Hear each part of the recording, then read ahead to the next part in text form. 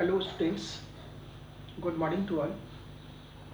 इस video lecture में मैं एक न्यू टॉपिक का स्टार्ट करने जा रहा हूँ जो कि बहुत ही इम्पॉर्टेंट है। इससे क्वेश्चंस भी बहुत पूछे जाते हैं और उसका नाम है collides and colloidal solution.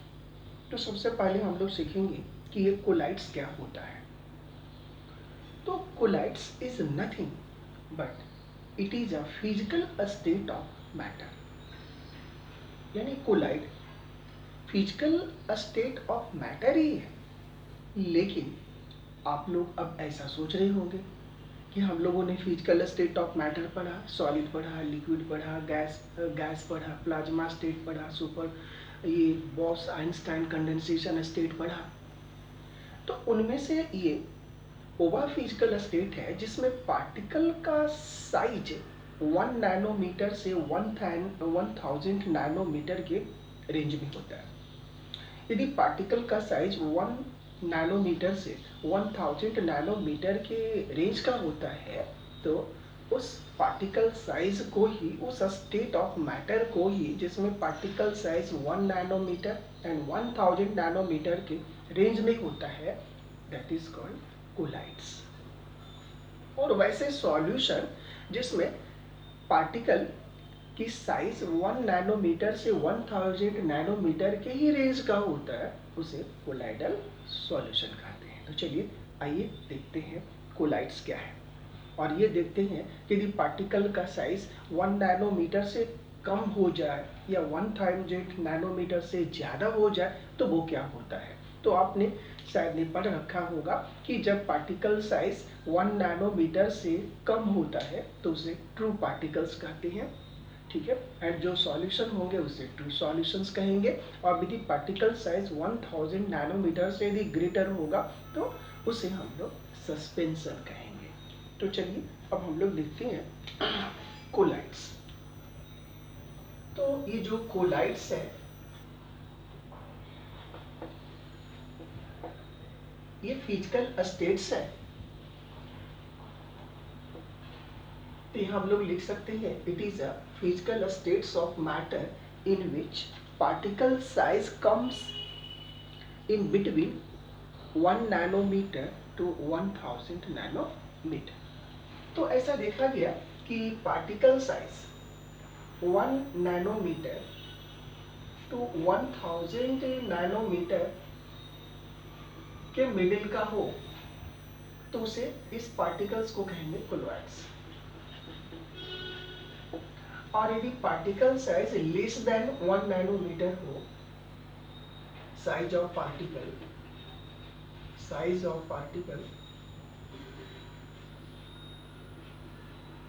Less than 1 nanometre हो तो इसे ट्रू पार्टिकल्स कहेंगे। और यदि ये पार्टिकल साइज ऑफ पार्टिकल्स यदि ग्रेटर देन 1000 नैनोमीटर हो तो इसे सस्पेंशन करेंगे और सस्पेंडेड पार्टिकल्स। अब हम लोग देखते हैं next topic, characteristics of true particles, colloidal and suspension. Next, characteristics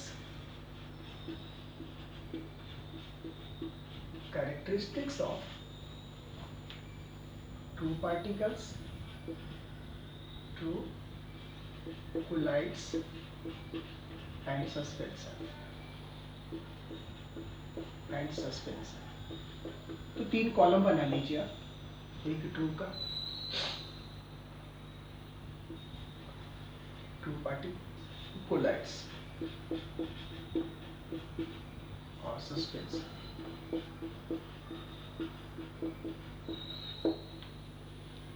सबसे फर्स्ट पॉइंट ट्रू पार्टिकल्स। आप इसमें लिख लीजिए true particle size is less than 1 nanometre. पहले तो यहाँ लिख लीजिए साइज। तो इसमें आपको पता है पार्टिकल साइज कितने होने चाहिए, लेस देन 1 नैनोमीटर और 10 to the power -9 metre. Colloids में क्या होता है, particle size 1 nanometre to 1000 nanometre, ठीक है। अब ये 1 to 1000 nanometre means 1 nanometre 10 to the power minus 9, यानी 10 to the power minus 9 और 1000 into 10 to the power minus 9 metre के रेंज का होना चाहिए। तो ये कोलाइड्स हो जाएंगे। Suspension greater than 1000 nanometre, 1000 nanometre, तो ये पार्टिकल साइज होगा। तो पार्टिकल साइज आपने देखा कि जो कोलाइड्स होते हैं उनका पार्टिकल साइज 1 नैनो से 1000 नैनोमीटर के बीच में होता है, ठीक है। अब यहाँ से ये पार्टिकल साइज हो गए। नेक्स्ट इसकी प्रॉपर्टी विजिबिलिटी। देखिए फर्स्ट सेकंड प्रॉपर्टीज, विजिबिलिटी।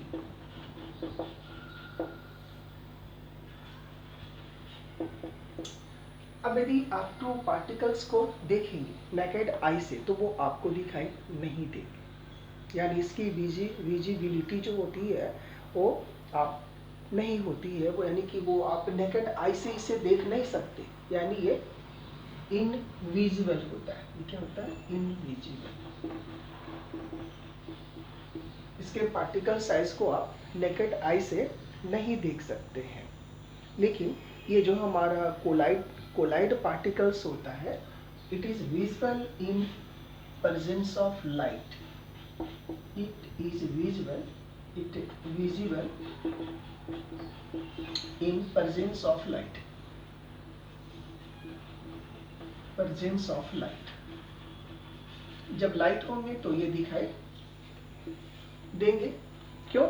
इसलिए कि इसका जो पार्टिकल साइज होता है वो बड़ा होता है। बड़ा होने के कारण जब लाइट आती है तो उनके सरफेस से टकराती है, टकरा करके वो स्कैटर्ड होता है, तो वो हमें विजिबिलिटी खुद दिखाई देती है, दिखाई देने लगती है। तो लाइट होता है तो वो कोलाइडल पार्टिकल्स को आप देख सकते हैं, लेकिन in absence of light we can not see the colloid particles. So it is invisible, ठीक है, in absence of light, but visible in presence of light due to scattering, due to scattering of light. तो ये scattering of light होने की वजह से देख सकते हैं। और इसकी साइज तो इतनी बड़ी होती है कि आप इसे नेकेड आई से ही आप लोग देख सकते हैं। तो दिस वन इज विजुअल। इसके लिए आपको कुछ और इस तरह से दिखाई देगा कि नहीं देगा, परेशान होने की जरूरत नहीं है। नेक्स्ट देखते हैं स्कैटरिंग ऑफ लाइट और सेटलिंग देखते हैं। Third point, settling.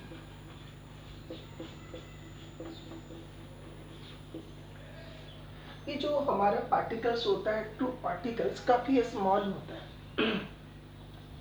तो ये क्या होता है, यदि सॉल्यूशंस की बात करें, टू सॉल्यूशंस की बात करें, तो उसमें जो टू पार्टिकल्स होंगे वो वाटर में ही डिजॉल्व हो जाता है, वो घूमते रहता है, वो सेटल नहीं होता, ठीक है। यानी कि जो टू पार्टिकल्स होते हैं वो डू नॉट सेटल, वो सेटल नहीं होते हैं। जो कोलाइड्स पार्टिकल्स होते हैं यह भी सेटल नहीं होते, यह भी जो सॉल्यूशंस होते हैं उसमें वो इधर उधर वो घूमते रहते हैं, ठीक है। लेकिन जब सस्पेंशन पार्टिकल्स होता है, ठीक है, तो वो थोड़ी देर के लिए भी आप छोड़ देते हैं तो वो सेटल हो जाता है। तो पहला ये जो इनविजिबल पार्टिकल्स क्या होता है, do not settle, do not settles. अब ये सेटल का मतलब समझ रहे हैं ना, ये जैसे मान लेते कुछ पार्टिकल्स है, अभी आपने सॉल्यूशन बना दिया, आप थोड़ी देर छोड़ देते हैं तो वो उसके क्या बॉटम में वो चले जाते हैं, डिपॉजिट हो जाते हैं। तो डिपॉजिट हो जाने वाली बात को ही सेटल करना, सेटल हो जाना कहते हैं। तो इसमें कोई ऐसा आप टू सॉल्यूशंस होगा, उसे कितना देर भी आप छोड़ देंगे, कितने भी समय के लिए छोड़ देंगे, तो उसके जो पार्टिकल्स होंगे वो बॉटम में आपको दिखाई नहीं देंगे, तो वो सेटल नहीं होंगे। लेकिन ये पार्टिकल्स डिसेटल नहीं होते हैं, ये भी मूव करते रहते हैं, लेकिन ये सेटल हो जाते हैं, settle down in the bottom of container, ठीक है। तो कंटेनर में ये सेटल डाउन हो जाते हैं। नेक्स्ट फोर्थ प्रॉपर्टीज, विजिबिलिटी तो हम लोगों ने देख लिया, ए इनविजिबल होता है। Next diffusion, next point diffusion, ये जो ट्रू पार्टिकल्स होता है वो बहुत ये रैपिडली डिफ्यूज करता है, ये थोड़ी स्लोली, और ये डिफ्यूज करता ही नहीं है। ये डिफ्यूजन की प्रॉपर्टीज, डिफ्यूजन वेरी फास्ट होता है, very fast, slowly, do not diffuse. Particle size इतना बड़ा होता है कि वो डिफ्यूज नहीं करता, डू नॉट डिफ्यूज,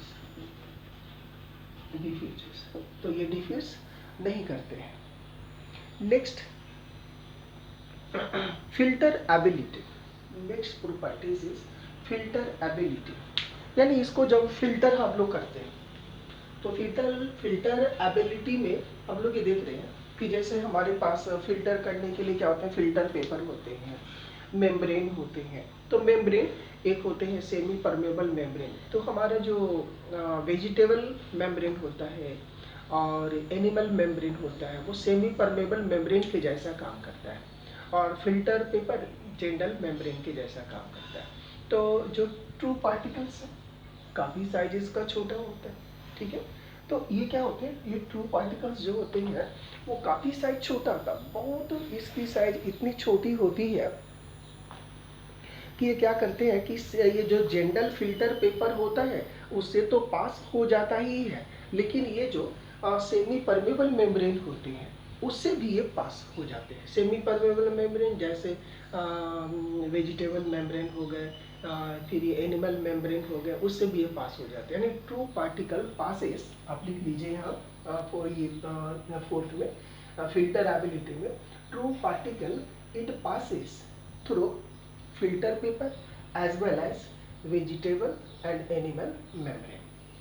अब आ जाइए इस कोलाइडल पार्टिकल्स में, तो कोलाइडल पार्टिकल की साइज इससे तो बड़ी हो गई, तो it passes through the filter paper, ये फिल्टर पेपर से पास हो जाते हैं, ठीक है, लेकिन it doesn't pass through the vegetable membrane and animal membrane, से ये पार्टिकल नहीं पास होता है। और ये तो ना फिल्टर पेपर को ही क्रॉस कर पाता है, पास कर पाता है, तो फिर ये एनिमल और वेजिटेबल मेम्ब्रेन को कहाँ पास कर पाएगा। यानी कि फिल्टर एबिलिटी हो गई कि true particle passes through all type of membrane, general जो फिल्टर पेपर है उससे भी वो पास कर जाएंगे, और animal membrane as well as vegetable membrane से भी पास कर जाएंगे।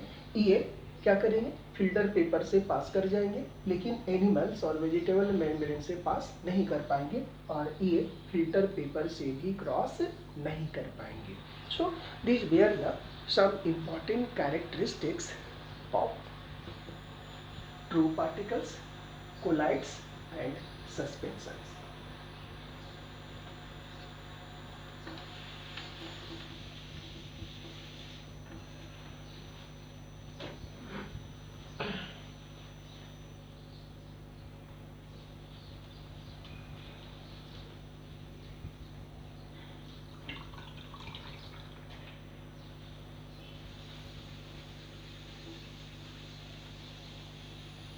अब इसके बाद हम लोग जो टॉपिक पढ़ेंगे वो है क्लासिफिकेशन ऑफ कोलाइड्स। कोलाइड्स को हम लोग अलग अलग पार्ट्स में डिवाइड कर सकते हैं, उसको क्लासिफाइड कर सकते हैं। तो नेक्स्ट टॉपिक आप लोग डाल लीजिए क्लासिफिकेशन ऑफ कोलाइड्स।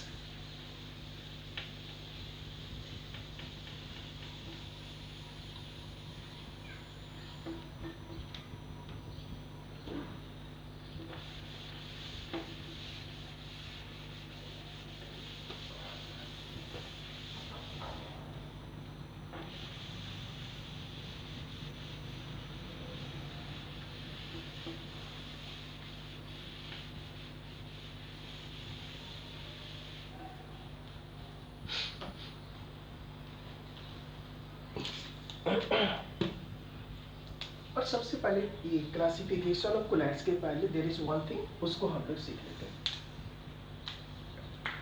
जैसे अभी हम लोगों ने देखा कि जो कोलाइड का साइज होता है,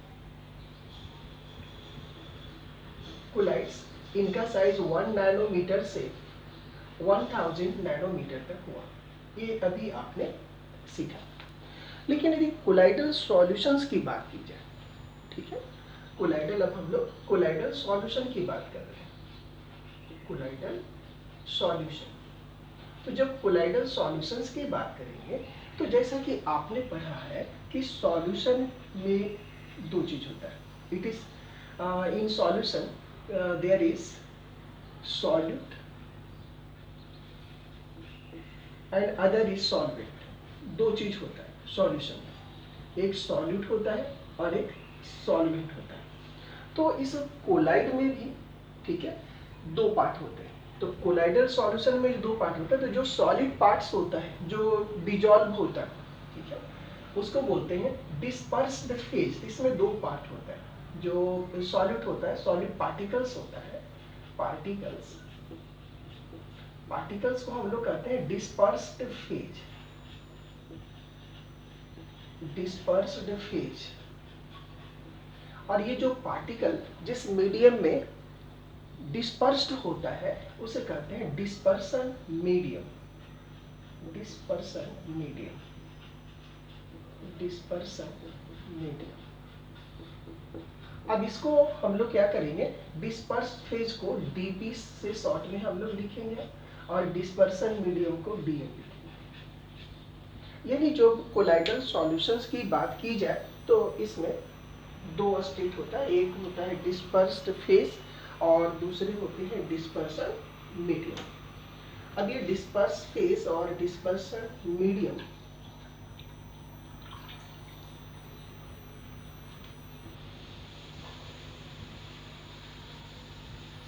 की जो फिजिकल स्टेट्स होती है वो बहुत डिफरेंट हो सकती है। सॉलिड भी हो सकते हैं, लिक्विड भी हो सकते हैं, गैस भी हो सकते हैं। तो इनकी जो फिजिकल स्टेट्स है वो डिफरेंट हो सकती है।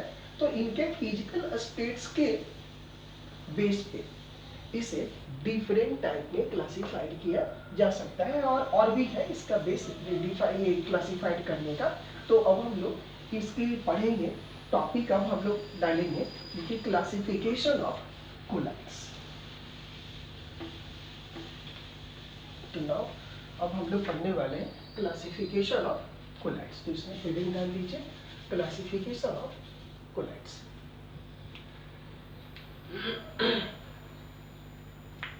Classification of colloids. Next topic, classification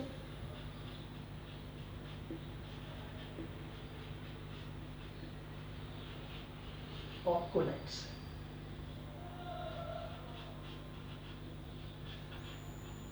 तो फर्स्ट क्लासिफिकेशन हम लोग सीखते हैं based on physical state of DP and DM. तो first classification based on physical state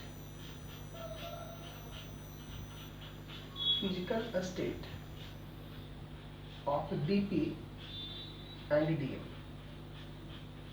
DP और DM के फिजिकल स्टेट के आधार। तो ये हम लोग लिखते हैं, दो कॉलम बना लीजिए। ये हमने बनाया DP और ये DM है। तो पहले ये DP सॉलिड हो सकता है, यह भी सॉलिड हो सकता है, ठीक है। दूसरा ये सॉलिड हो सकता है, इसको मैं एस से लिखता हूँ, चलो सॉलिड। ये लिक्विड हो सकता है,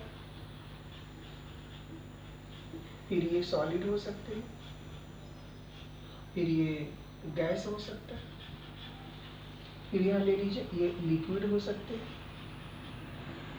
यह भी लिक्विड हो सकते हैं। नेक्स्ट ये लिक्विड हो तो ये सॉलिड हो, ये लिक्विड हो तो ये गैस हो। नेक्स्ट अब देखिए नेक्स्ट टाइप का। नेक्स्ट हम लोग देखते हैं डीपी और डीएम। ये डीपी हमने लिखा और ये डीएम है। यहाँ नेक्स्ट अब गैस, डीपी गैस, डीएम भी गैस हो, ये गैस, ये सॉलिड हो, ये गैस हो, ये लिक्विड। इतने तरह की कोलाइड्स हो सकते हैं on the basis of their physical states. लेकिन इसमें ये जो डीपी गैस है और डीएम गैस है, ये होमोजीनियस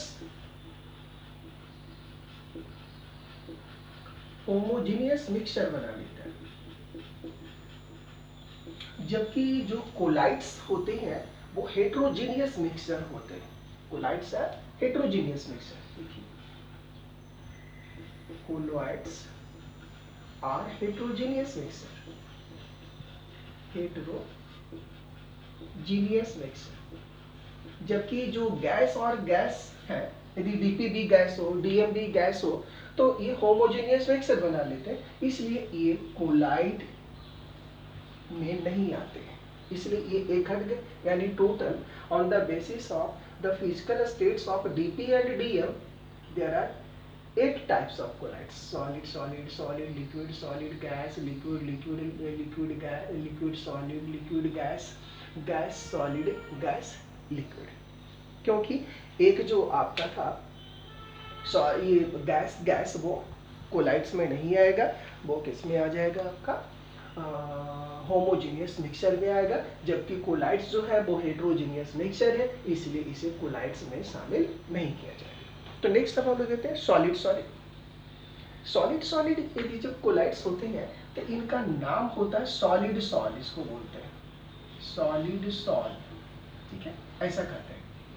अब इसका एग्जाम्पल कैसा होता है, जैसे आपने देखा होगा मूंगा, हीरे जवाहरात जो होते हैं ना, वो उसमें एक मूंगे होते हैं, लोग पहनते ही हैं, तो उसमें मूंगा वो सॉलिड का होता है, ठीक है। तो इसका यानी कि जो जेम हो गए, जेम जो आ गए इसमें जेम स्टोन हो गए, ठीक है, पेंट हो गए, ये सॉरी जेम स्टोन जो हो गए, ग्लासेस हो गए, ये सारे के सारे सॉलिड में आते हैं। तो ये क्या हो गए, ग्लास, इसके एग्जांपल हो गए, ग्लास हो गए, जेम स्टोन हो गए, gem stone, these are the example of solid।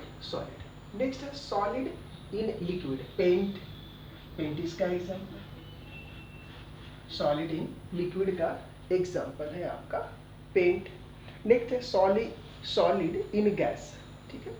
और एक चीज और, ये जो हमारा सॉलिड इन लिक्विड होते हैं, इसको सिंपली सॉल के नाम से जानते हैं। तो एग्जांपल हमने बताया पेंट, और इसका नाम सॉल के नाम से इसको जानते हैं, लिक्विड वाले को केवल सॉल बोलते हैं, सॉल, ठीक है, और इसको बोलते हैं सॉलिड सॉल। अब ये सॉलिड इन गैस, ठीक है, तो सॉलिड इन गैस हो तो इसको बोलते हैं हम लोग एरोसॉल, इसका नाम होता है एरोसॉल, ऐसा, ठीक है। यहाँ नेम मैं लिख देता हूँ, चलिए यहाँ भी मैं नेम लिख देता हूँ, यहाँ एग्जाम्पल होगा, एग्जाम्पल, ऐसा। तो यहाँ पर ये क्या होगा, सॉलिड और लिक्विड, इसका एग्जाम्पल पेंट हो गया, सॉलिड और गैस, इसके एग्जाम्पल एरोसॉल हो गए, ठीक है, इसका नाम एरोसॉल होते हैं। और एरोसॉल इसका dust, example dust, smoke, dust, ये है एरोसॉल। लिक्विड इन लिक्विड, जैसे लिक्विड इन लिक्विड को हम लोग ऐसा कहते हैं, मैं इधर इसको लिखता हूँ एग्जाम्पल्स को,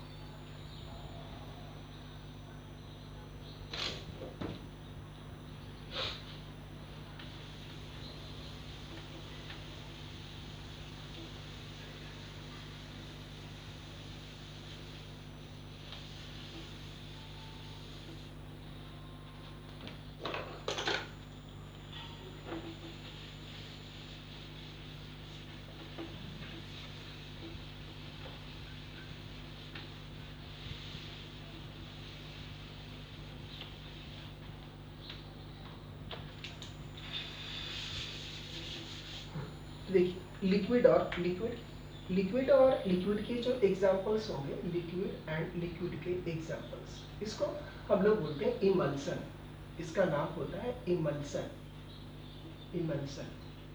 लिक्विड और लिक्विड का उसके लिए जो हम लोग वर्ड यूज करते हैं वो है इमल्सन। अब ये इमल्सन का एग्जांपल्स, मिल्क इमल्सन का एग्जांपल है, मिल्क हो गए, हेयर क्रीम हो गए, हेयर क्रीम, ये सारे इमल्सन्स के एग्जांपल्स। अब ये जो इमल्सन होते हैं वो दो टाइप के होते हैं, इसको दो पार्ट में, ठीक है। ऐसा हो सकता है कि इमल्सन में लिक्विड और लिक्विड है, तो क्या ये वाइल इन वाटर है, वाइल इन वाटर है या वाटर इन वाइल है? ऐसा होता है, वाटर इन वाइल। ये दो तरह की इमल्सन होते हैं। एक हो सकता है कि वाइल जो है वो डिस्पर्स फेज के जैसा काम कर रहा हो, वाटर डिस्पर्सन मीडियम के जैसे काम कर रहे हो। दूसरा सिचुएशन, वाटर डिस्पर्स्ड फेज के जैसा काम कर रहा हो, वाइल डिस्पर्सन मीडियम के जैसा काम कर रहा हो। तो यहाँ पर ये क्या हो गया, जो वाइल हो जाएंगे वो डीपी हो जाएंगे, डिस्पर्स्ड फेज, और ये वाटर डीएम हो जाएंगे, और जबकि सिचुएशन में वाटर डीपी हो जाएंगे और ये डीएम हो जाएंगे। ठीक है, तो ये वाइल इन वाटर यदि ऐसा हो, तो वाइल इन वाटर यदि ऐसा होता है तो ये एग्जाम्पल्स हो जाते हैं। जैसे इसके एग्जाम्पल्स हो गए मिल्क, ठीक है, और इसके एग्जाम्पल्स हो गए क्रीम, ऐसे होते हैं। तो ये दो तरह के होते हैं emulsion, while in water and water in while, इस तरह के। तो ये हो गए लिक्विड, लिक्विड हो गए। अब लिक्विड इन सॉलिड आप देखिए, जब लिक्विड सॉलिड में लिक्विड इन सॉलिड, तो ये इसको बोलते हैं सॉलिड फॉर्म, इसका नाम होता है सॉलिड फॉर्म, सॉलिड फॉर्म। ऐसा जब लिक्विड सॉलिड में होते, ये लिक्विड सॉलिड में होते हैं। अच्छा, लिक्विड सॉलिड में होते हैं तो इसको जेल बोलते हैं, इसका नाम। जब लिक्विड सॉलिड में होते हैं तो इसका नाम जेल होता है, इसको जेल कहा जाता है। और जेल आपको पता है, चीज, बटर, ये सारे के सारे जेल में आते हैं। तो इसका एग्जांपल चीज हो गए, बटर हो गए, ये सारे जेल में आएंगे। देन लिक्विड इन गैस, तो जब लिक्विड इन गैस होते हैं इसको एरोसॉल कहते हैं। ठीक है, और इसका एग्जांपल फॉग होगा, मिस्ट होगा। ठीक है, एरोसॉल, नाम एरोसॉल होगा, एग्जाम्पल फॉग होगा, मिस्ट होगा, इस तरह से। नेक्स्ट है गैस इन सॉलिड, तो गैस इन सॉलिड इसको बोलते हैं सॉलिड फॉर्म, इसका नाम होगा सॉलिड फॉर्म, सॉलिड फॉर्म। ठीक है, अब जब गैस सॉलिड में हो गए, सॉलिड फॉर्म, इसका एग्जाम्पल, ठीक है, आपने देखा होगा रबर, फोम रबर। ठीक है, यहाँ देखिए गैस इन सॉलिड, जैसे हम लोग देखते हैं ये क्या बोलते हैं, फोम होता है ना, फोम में बहुत ढेर सारे छोटे छोटे होल्स होते हैं, उसमें गैस जो होते हैं उसमें अंदर ये जो होते हैं वो जगह को ऑक्यूपाई कर लेते हैं। ठीक है, और वो सॉलिड ही होता है। इसको इसके जो एग्जाम्पल्स हो गए गैस इन सॉलिड फोम, इसके एग्जाम्पल्स हो गए। तो इस तरह से यहाँ है गैस इन सॉलिड फॉर्म में, यहाँ पर होगा फॉर्म, इसके एग्जांपल हो गए। और नेक्स्ट है ये गैस इन लिक्विड, गैस जब लिक्विड में हो, ठीक है, तो इसको बोलते हैं फ्रूट, व्हिप्ड क्रीम, ये फ्रूट, व्हिप्ड क्रीम। ठीक है, ये सारे के सारे होते हैं। तो इस तरह से हम लोगों ने ये देखा classification of colloidal solution, not colloids, colloidal solution on the basis of their physical states of dp and dm।